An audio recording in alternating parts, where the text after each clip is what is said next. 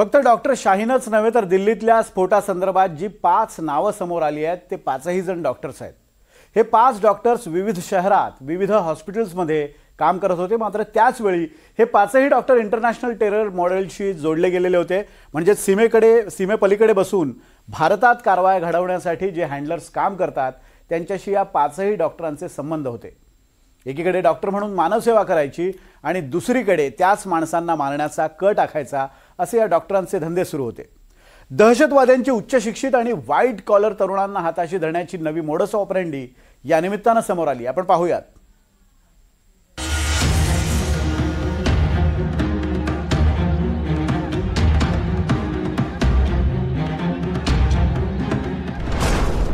एक हल्ला 5 डॉक्टर।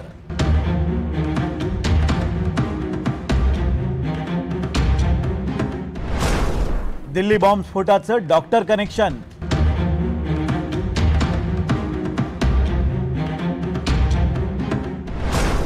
डॉक्टरांच्या हाती operation Delhi. Doctor Muzammil, doctor Adil, doctor Ahmad Mohiuddin, doctor Umar Mohammad आणि डॉक्टर शाहीन हेच ते 5 डॉक्टर ज्यांच्या भोवती दिल्ली स्फोटांचे धागेदोरे पोहोचतायत।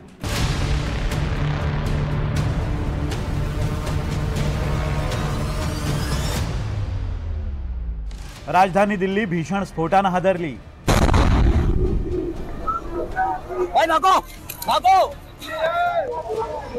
स्फोट इतका भयंकर होता की या संपूर्ण परिसरातली जमीन हादरली। एका I-20 कारमध्ये हा स्फोट झाल्याचं समोर आलं। कार क्रमांक HR26 CE7624 हरियाणाच्या गुरुग्राम नॉर्थ या RTO कार्यालयात रजिस्टर करण्यात आली होती। मोहम्मद सलमान नावाच्या व्यक्तीच्या नावे या कारची नोंदणी झाली होती। स्फोटानंतर सलमानला ताब्यात घेतल्यानंतर सलमानने सांगितलं की काश्मीरमधल्या पुलवामामध्ये राहणाऱ्या तारिकला त्यानं ही कार विकली होती। तारिककडून डॉक्टर उमरनं ही कार OLXच्या माध्यमातून खरेदी केली। सलमानकडून उमरपर्यंत ही कार येताना एकूण 7 वेळा या कारची विविध व्यक्तींकडून खरेदी आणि विक्री झाली। हल्ल्याच्या वेळी डॉक्टर उमर हाच कार चालवत असल्याचा संशय आहे। डॉक्टर उमर हा जम्मू काश्मीरमधल्या पुलवामाचा रहिवासी। स्फोट झालेली ही कार डॉक्टर उमर मोहम्मदच चालवत असल्याचं समजतंय। डॉक्टर उमर मोहम्मदनं त्याच्या 2 साथीदारांसह हल्ल्याची योजना आखली। फरीदाबादमध्ये काहींना अटक केल्यानंतर घाबरून उमर मोहम्मदनं या हल्ल्याची योजना आखल्याची माहिती मिळते आहे। उमरनं साथीदारांसह गाडीत डिटोनेटर ठेवले आणि स्फोट घडवून आणला। डॉक्टर उमरनं घडवून आणलेल्या या स्फोटात अमोनियम नायट्रेट, फ्युएल ऑइल आणि डिटोनेटरचा वापर करण्यात आलाय। डॉक्टर उमर मोहम्मद हाच गाडी चालवत होता का? त्याचा या स्फोटात मृत्यू झाला का? या सगळ्या प्रश्नांची उत्तरं शोधण्यासाठी पोलिसांनी डॉक्टर उमरच्या आईचे DNA नमुने घेतले आहेत। उमरची आई आणि भावाला पोलिसांनी ताब्यात घेतलंय। एक तो मेरे शौहर को, मेरे देवर को और मेरी सास को। क्या बोल के आपके सिक्योरिटी फोर्सेस ने क्या बोला और क्यों ले गए उनको? ये वो पहले उन्होंने कहा कि उमर कहाँ है, हमने बोला दिल्ली में है। उमर दिल्ली में है तो उन्होंने कहा कि हमें थोड़ी सी पूछताछ करके उनको ले जा सकते हैं। फिर उनको लेके गए। आपकी बात कब हुई थी उमर से? और लास्ट फ्राइडे को हमने बात की थी। लास्ट फ्राइडे, उसके बाद कोई बात नहीं? उसके बाद कोई बात नहीं हुई। बस लास्ट फ्राइडे को हमने उमर के साथ बात की थी। वो तो फरीदाबाद में नौकरी कर रहे थे पिछले 1.5 साल या 2 साल से, क्योंकि मेरा बेटा भी 2 साल का है। उससे पहले वो GMC अनंतनाग में था। 10 नोव्हेंबर ज्या दिवशी दिल्ली स्फोटानं हादरली त्याच दिवशी सकाळी दिल्लीपासून जवळच असलेल्या फरीदाबादमध्ये मोठी कारवाई करण्यात आली होती। फरीदाबादमधून दहशतवादी कारवाया करणाऱ्या 2 डॉक्टरांच्या मुसक्या आवळण्यात आल्या होत्या। डॉक्टर मुजम्मिल आणि डॉक्टर आदिल।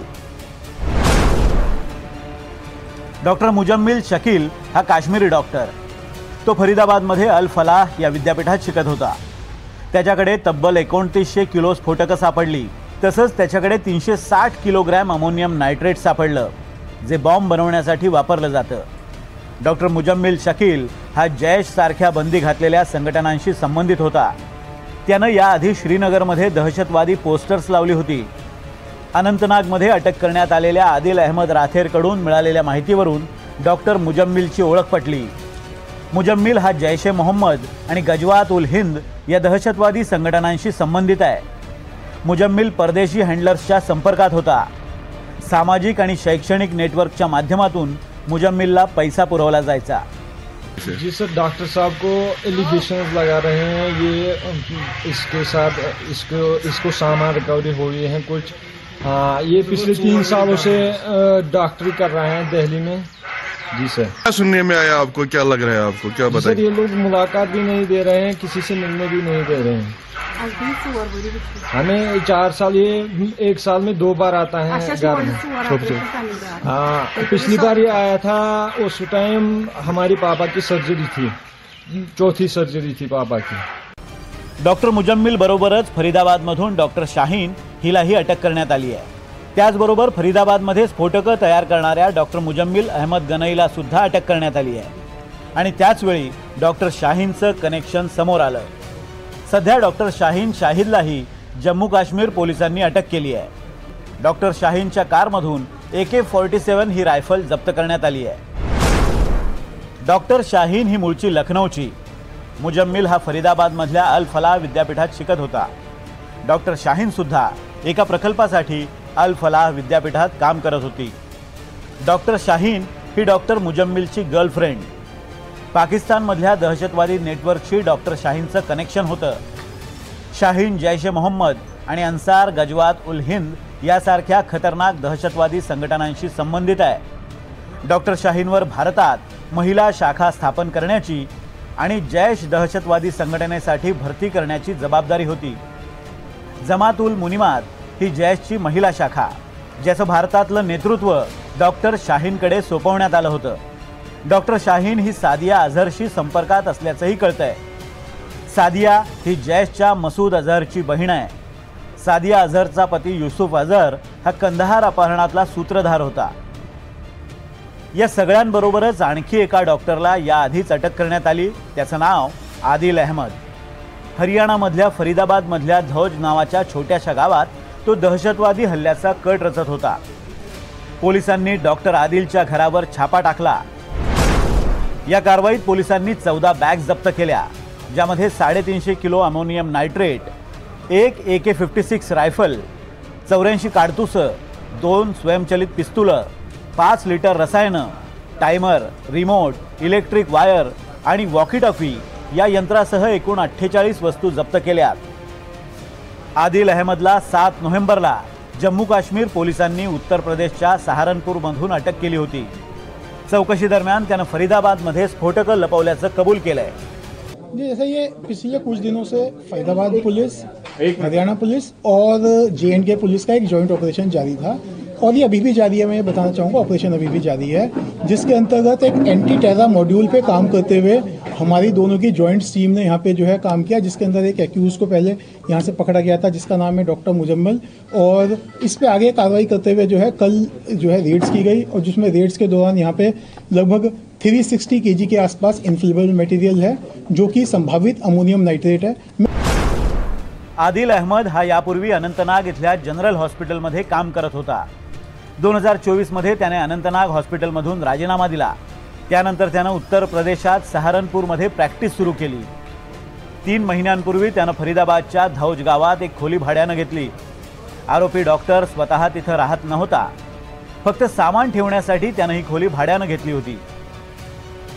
डॉक्टर आदिलचं धौजमधलं घर रहिवासी वस्तीपासून दूर होतं, त्यामुळे तिथं आदिलनं स्फोटकं ठेवली असतील याबद्दल गावकऱ्यांना कधीच सुगावा लागला नाही। नहीं मैडम, इसका कोई नाता नहीं है फतेहपुर तगा से। ये घर जो जहाँ पर पुलिस खड़ी हुई है, ये किसका घर है? ये तकरीबन घर उसी का बता रहे हैं कि जो डॉक्टर है, कि भाई उसने मकान बना रखा है, या वो धौज का है या कश्मीर का है, कहाँ का है, कोई नहीं जानता गांव का उसके बारे में। अब यहाँ पे कोई प्लॉटिंग के लिए जगह ले ले तो कोई किसी को रोक थोड़ी सकता है। अपना मकान बनाएगा, बिल्डिंग बनाए, कुछ भी बनाए, और वो रह रहा है, लेकिन यहाँ पे वो रहता नहीं है, उसने किराए पे दे रखा है, किराएदार इसमें रहता है। जो यहाँ पे मैडम ये रहते हैं ना, ये जो कॉलोनी वाले, ये भी उन्हें नहीं जानते कि ये कौन है, कहाँ का है, कब रहता है। आपके जरिए हमें पता चला है कि ऐसा ऐसा यहाँ पे इसने वारदात को अंजाम दिया है। हरियाणाच्या फरीदाबाद बरोबरच गुजरातमध्येही मोठं सर्च ऑपरेशन सुरू होतं. गुजरात एटीएसनं मोठा दहशतवादी कट उधळला आणि अहमदाबादमधून आयसिसच्या 3 दहशतवाद्यांना अटक करण्यात आली. अहमदाबादमध्ये अटक करण्यात आलेल्या दहशतवाद्यांकडून 2 ग्लॉक पिस्तूल्स, 1 बेरेटा पिस्तूल, 30 जिवंत काडतुसं आणि रेसिन विष बनवण्यासाठी लागणारे 4 लिटर एरंडेल तेल जप्त करण्यात आलं.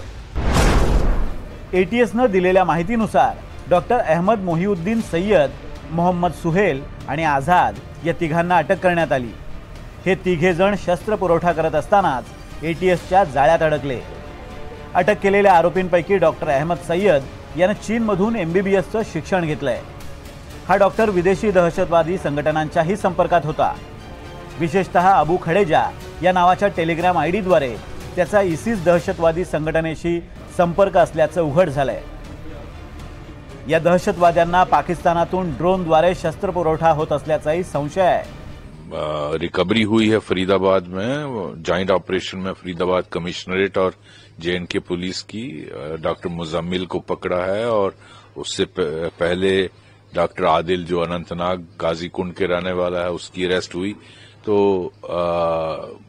मैं समझता हूं बहुत बड़ी ट्रेजेडी अवर्ट हुई है.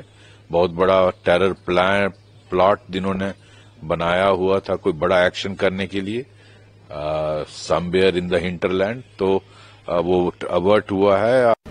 गुजरातमध्ये दहशतवादी हल्ले घडवून आणण्याचा डॉक्टर आदिलचा प्लॅन होता. त्यासाठी अहमदनं अनेक महत्त्वाच्या ठिकाणांची रेकीही केली होती. यात RSSच्या मुख्यालयाचाही समावेश असल्याची माहिती विश्वसनीय सूत्रांनी दिली आहे. आणखी धक्कादायक बाब म्हणजे डॉक्टर आदिल हा दहशतवादी हल्ल्याचा जो प्लॅन आखत होता त्यासाठी रेसिन या विषारी रसायनाचा वापर केला जाणार होता. एरंडेलच्या बियांवर प्रक्रिया केल्यानंतर उरलेल्या कचऱ्यातून हे भयंकर विष तयार होतं. हे विष पोटात गेलं तर श्वास घ्यायला त्रास होतो, घशाला सूज येते. इंजेक्शनच्या माध्यमातून ते शरीरात गेलं तर शारीरिक क्रियांवर गंभीर परिणाम होतो. आरोपींनी रेसिन विष विविध शहरांमधल्या पाणी साठ्यात मिसळून मोठा नरसंहार घडवण्याचा कट रचला होता. डॉक्टर अहमद सय्यद यानं एरंडेलच्या बियांपासून रेसिन नावाचं विष तयार करण्याची प्रक्रिया सुरूही केली होती. या धोकादायक कटाची अंमलबजावणी करण्यासाठीच आरोपी कालोल भागात शस्त्राची डिलिव्हरी घ्यायला गेले होते. मात्र त्यापूर्वीच आरोपींच्या मुसक्या आवळल्यानं हा कट उधळला गेला. हे सर्व दहशतवादी भारतात मोठा घातकी प्लॅन आखत होते. मात्र फरीदाबाद आणि गुजरातमध्ये दहशतवाद्यांच्या मुसक्या आवळल्यामुळे दहशतवाद्यांनी घाईघाईत दिल्लीतला स्फोट घडवून आणल्याची चर्चा आहे. दिल्ली स्फोटांशी संबंधित 5 डॉक्टरांचं कनेक्शन समोर आलंय. याचाच अर्थ जैश-ए-मोहम्मद सारख्या संघटनांनी आता बेरोजगार तरुणांची माथी भडकवून त्यांच्या हातात बंदूक देण्याऐवजी उच्च शिक्षित आणि व्हाईट कॉलर तरुणांचं ब्रेनवॉश करून दहशतवादी कारवाया घडवण्याचा सीमेपलीकडच्या या दहशतवाद्यांचा प्लॅन आहे. एखादा उच्च शिक्षित डॉक्टर अशा कारवाया करत असेल याबद्दल फार कुणाला संशय येत नाही. त्यामुळे दहशतवादी संघटनांनी त्यांची मोडस ऑपरेंडी बदलल्याचं दिसून येतंय. Bureau report, NDTV Marathi.